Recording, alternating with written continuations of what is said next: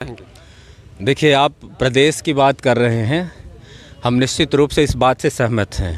हम सब लोग बीच बीच में कहीं ना कहीं आते जाते रहते हैं। रीवा शहर से बाहर भी, भोपाल भी जाते हैं, जबलपुर जाते हैं, तो रास्ता चलना आम आदमी को दूभर है।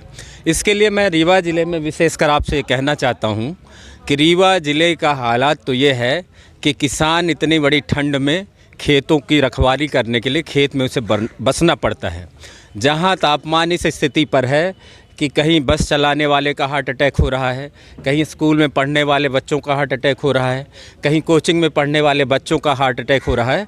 और इतनी भीषण ठंड में यहाँ का किसान, हमारे ज़िले का किसान, तहसील का किसान, हमारे गांवों का किसान साथी जो हैं, वो खेतों की रखवाली के लिए खेत पर परिवार सहित वो रात भर पूरे रह रहे हैं। मैं इस संदर्भ में आपसे कहना चाहता हूँ, आपके माध्यम से कहना चाहता हूँ कि ये बात सही है कि जनमत जो आ रहा है, परिणाम जो आ रहे हैं, भारतीय जनता पार्टी के पक्ष में आ रहे हैं। हम जनमत का स्वागत करते हैं, आदर करते हैं।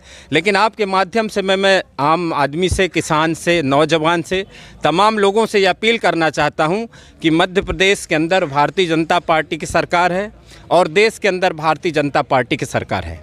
यहाँ के 7 विधायक भारतीय जनता पार्टी के और पिछले बार 8 विधायक थे भारतीय जनता पार्टी के, जिनने एक भी आवाज़ नहीं उठाया किसान के हित में, नौजवान के हित में, आवारा पशुओं की समस्या को लेकर।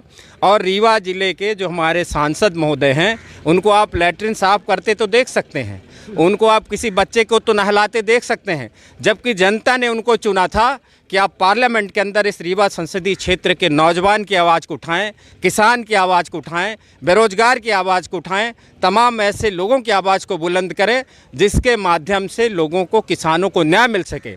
मैं आज देख रहा था, अभी मोबाइल में कुछ देर पहले, किसान संघ के लोग आंदोलनरत हैं। किसान कुछ बोल पाने की स्थिति में इसलिए नहीं है कि जब ईवीएम खुलता है तो भारतीय जनता पार्टी की सरकार बन जाती है, भारतीय जनता पार्टी के लोग जीत जाते हैं। लेकिन इसके मायने ये नहीं है कि इसके बाद क्या भारतीय जनता पार्टी के सांसद सदस्य आदरणीय जनार्दन मिश्रा जी, आप लैट्रिन बाथरूम तो साफ़ करते हैं, आप बच्चों को नहलाने का नाटक करते हैं, पर पार्लियामेंट के अंदर एक भी बार आपने आवारा पशुओं की समस्या को नहीं उठाया, किसान की समस्या को नहीं उठाया। और भारतीय जनता पार्टी को जो जनमत मिला है, लोगों का जो विश्वास उनके पास है, लेकिन वो विश्वास में कहीं भी खरे नहीं उतर रहे हैं। और मेरा सीधे आरोप है कि भारतीय जनता पार्टी के सांसद, भारतीय जनता पार्टी की सरकार पूरी तरह से सोई हुई है, किसानों को भूल चुकी है, किसान को अपने हाल में मरने के लिए, मजदूर को अपने हाल में मरने के लिए छोड़ दिया है। अब तो रीवा को मध्य प्रदेश का उप मुख्यमंत्री भी मिल चुका है, उनसे क्या कहना चाहिए? मैं तो आपसे कहूं अगर, तो आपको बड़ा हास्यास्पद लगेगा। आप ये लगातार पिछले 15 वर्षों से मंत्री रहा करते थे आदरणीय राजेंद्र शुक्ला जी।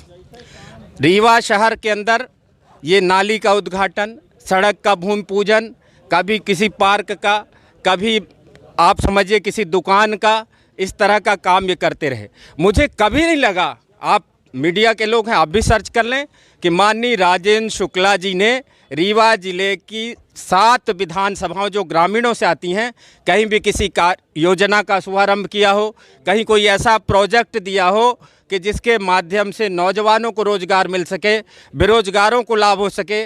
किसान की जो इतनी बड़ी समस्या आवारा पशुओं की, इस संबंध में एक भी बार उनने अपने सरकार के माध्यम से, अपने प्रभाव के माध्यम से किसानों को आवारा पशुओं से राहत दिलाने का कोई प्रयास नहीं किया।